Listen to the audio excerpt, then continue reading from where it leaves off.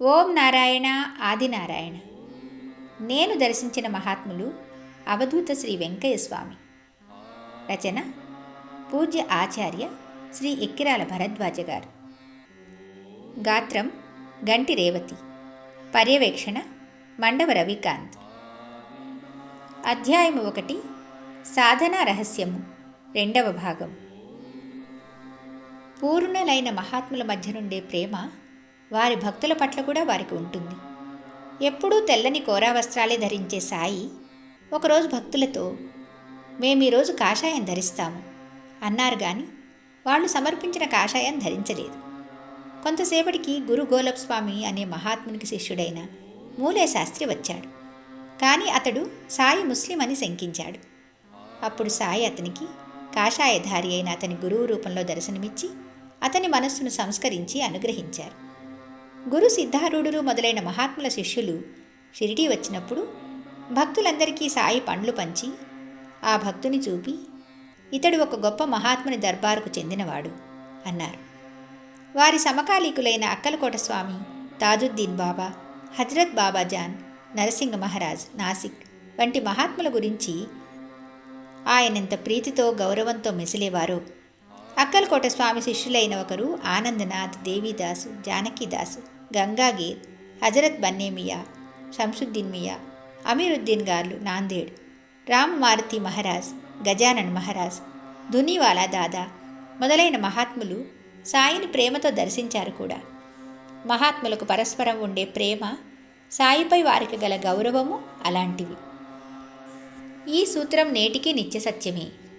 అవధూతలు చివటం అమ్మ, వెంకయ్య స్వామి, మాయి అమ్మ, రామిరెడ్డి తాత, అనసూయమాత, పూండి, చీరాల, కడప, కాళహస్తిలలోని అవధూతలు, శ్రీ గుళవణి మహారాజ్, శ్రీ గజానన్ మహారాజ్, అక్కలకోట, రంగన్నబాబు, పాకలపాటి గురువుగారు మొదలైన వారు సాయిని ఎలా ప్రశంసించారో, ఆయనను సేవించే నన్ను, సాటి సాయి భక్తులను ఎలా ఆదరించారో శ్రీ సాయిబాబా జీవిత చరిత్రలో చూడవచ్చు.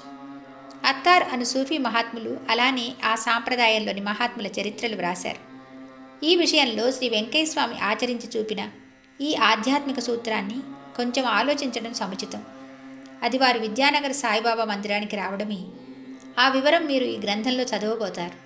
సాయిబాబా పట్ల భక్తి, శ్రీ గురుచరిత్ర, శ్రీ సాయిబాబా జీవిత చరిత్రల పారాయణలే శ్రీ సుబ్బరామయ్యకు శ్రీ స్వామివారి సన్నిధిలో స్థిరంగా ఉండి సేవ చేసుకునే అవకాశం, స్వామి లీలలు సేకరించే మహాభాగ్యం కూడా ప్రసాదించాయి. వాటిని గూర్చి ఇట్టి ఆధ్యాత్మిక రహస్యాలతో కలిపి ఈ గ్రంథం రాసే అవకాశం సాయి సేవకుడినైన నాకు అనుగ్రహించడంలో తమ భక్తులు కూడా అనేక మంది మహాత్ముల చరిత్రలు, బోధలు పఠించి ఉత్తమ సంస్కారాన్ని పొందాలని స్వామి సంకల్పమై ఉండాలి. లేకుంటే అది నాకే ఎందుకు అనుగ్రహించాలి? ఇతర మహాత్ముల పట్ల సంకుచిత దృష్టి, మౌఢ్యం గలవారికి ఇట్టి అవకాశం కల్పించి ఉండవచ్చు కదా. ఆయన ఒక్కరే కాదు, శ్రీ అక్కలకోట స్వామి, హజ్రత్ తాజుద్దీన్ బాబా, శ్రీ గజానన్ మహారాజు, చివటం అమ్మ మొదలైన మహనీయులు కూడా తమ చరిత్రలను వ్రాసే భాగ్యం నాకు ప్రసాదించడంలో గల కారణం ఇదే. శ్రీ సాయికి, శ్రీ స్వామికి గల సన్నిహితమైన అనుబంధము మరియు ఆదరణ ఎరిగిన ఆనాటి స్వామి భక్తులు తమకై తామే శ్రీ సాయిబాబా చిత్రపటం తెచ్చి ఆనాడు స్వామి సన్నిధిలో కుటీరంలో ఉంచారు. వారు మహాసమాధి చెందాక కూడా వారి సమాధి వద్ద వారి పటంతో పాటు సాయి పటం కూడా నాటి భక్తులే పెట్టుకున్నారు. ఆ సన్నిధిలో ఎందరో భక్తులు శ్రీ సాయిబాబా జీవిత చరిత్ర, శ్రీ గురు చరిత్ర పారాయణ చేసుకునేవారు. కానీ వారిలో ఎక్కువ మందికి స్వామి ప్రసాదించిన ఇట్టి విశాల దృష్టి, సత్సంకల్పము పైపూతగా మాత్రమే అలవడింది కాబోలు. అందుకే అది సంకుచిత దృష్టి ప్రభావం వలన చెదిరిపోయింది. వీరు తిరుపతిలో వెంకటేశ్వరుణ్ణి ఆ పేరుతో పిలుస్తాం, కానీ సాయి, దత్త అని పిలువం కదా. నిన్ను నీ పేరుతో పిలిస్తే పలుకుతావు గాని మరో పేరుతో పిలిస్తే పలుకవు గదా అంటారు. తిరుపతిలో నిత్యము వెంకటేశ్వర స్వామిని మేలుకొల్పేటప్పుడు మొదట కౌసల్య సుప్రజారామ అని శ్రీరాముని పేరుతో సంబోధిస్తారు. అది విన్నాక కూడా వీరికెందుకు కనువిప్పు కలగదో, ఇందుకు కారణం కూడా వీరికి తెలియదు. అజ్ఞులైన మానవులు తమ నామరూపాలే తామని భ్రమిస్తారు గనకని వారి పేరుతో పిలిస్తేనే పలుకుతారు. స్వామి కూడా అలాంటి వారేనని ఈ భక్తాగ్రేసురుల అభిప్రాయం. స్వామి భగవంతుడన్న విశ్వాసం కూడా వీరికి కలగలేదు. లేకుంటే భగవంతునికి నామమే లేదు. అనంతకోటి నామాలు ఉన్నాయి కదా. ఋషులు భగవంతుని సహస్రనామాలతో కీర్తించారు కదా. త్రిమూర్తులలో మనం ఏ ఒక్కరిని ఆరాధించినా మిగిలిన ఇద్దరిని కూడా మన్నించకుంటే ముక్తి లభించదని శాస్త్రం చెబుతుంది. శ్రీ వెంకయ్య స్వామి భగవంతుడైతే ఆయనకు ఏ నామమైనా వర్తించాలి కదా. సాయి అన్న నామం కూడా భక్తులు ఆ మహనీయునికి పెట్టుకున్నదే.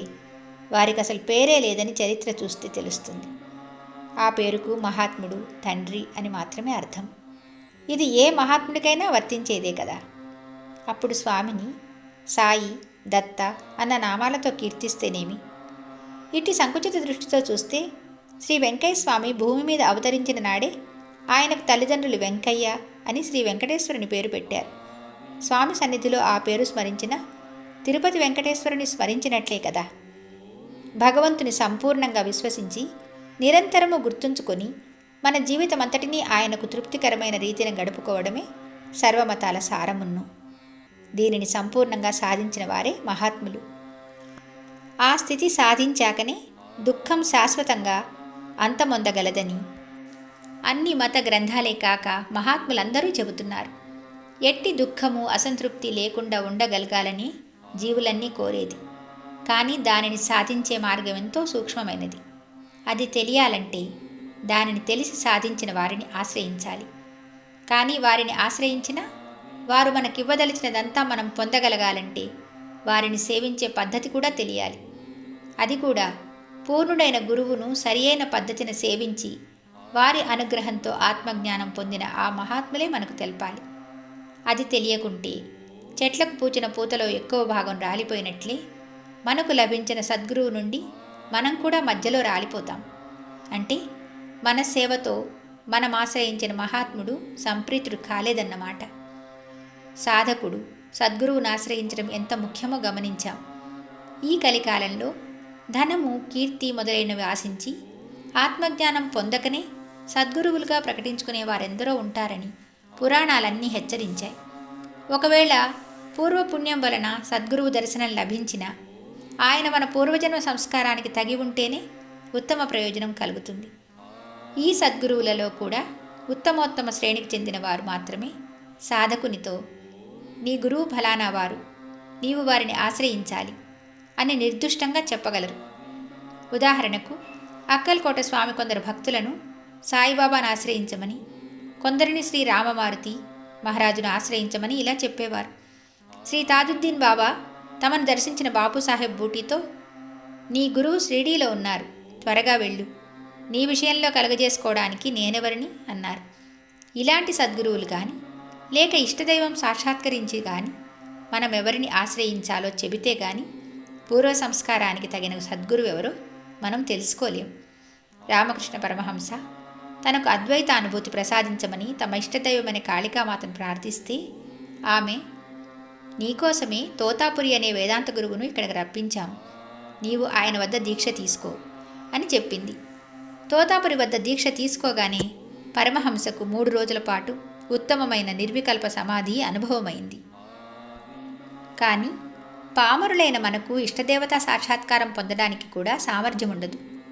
గత జన్మల్లోనే ఎంతో సాధన చేసి ఉంటే గాని ఈ జన్మలో అది సాధ్యపడదు. ఉదాహరణకు 7 సంవత్సరాల బాల్యంలోనే రామకృష్ణ పరమహంస ఒక రోజున ఆకాశంలో కారు మేఘాలు, వాటి క్రింద తెల్లని కొంగలబారు చూచారు. కారు మేఘం శ్రీకృష్ణుడిగాను, ఆ కొంగలబారు ఆయన మెడలో ముత్యాలహారంగాను తోచి సమాధి స్థితి కలిగింది. అంతటి సంస్కారవంతుడికే 12 సంవత్సరాలు నిరంతరం కృషి చేస్తేనే గాని కాళీమాత దర్శనం కాలేదు. మన వంటి పామరులు శ్రీ గురుచరిత్ర పారాయణం చేస్తూ తగిన సద్గురువును ప్రసాదించమని ప్రార్థిస్తుంటే శ్రీ దత్తాత్రేయుడు స్వప్న దర్శనమిచ్చి మనం ఆశ్రయించవలసిన గురువును మనకు తెలుపుతారు. ఉదాహరణకు శ్రీ గురుచరిత్ర పారాయణ చేసిన ఎందరికో శ్రీ అక్కలకోట స్వామి, షిరిడీ సాయిబాబా మొదలైన సద్గురువులను ఆశ్రయించమని దత్తస్వామి ఆదేశించారు. మహారాష్ట్రలోని మాన్గాంకు చెందిన వాసుదేవ శాస్త్రితో ఆయన నీవు నరసోబావాడిలో ఉన్న గోవిందస్వామిని ఆశ్రయించు అని చెప్పారు. ఈ అధ్యాయంలోని మిగిలిన విశేషాలను వచ్చే భాగంలో తెలుసుకుందాం. భగవాన్ శ్రీ శ్రీ శ్రీ గొలగమూడి వెంకయ్య స్వామి మహారాజుకి జై. ఓం నారాయణ. ఆదినారాయణ.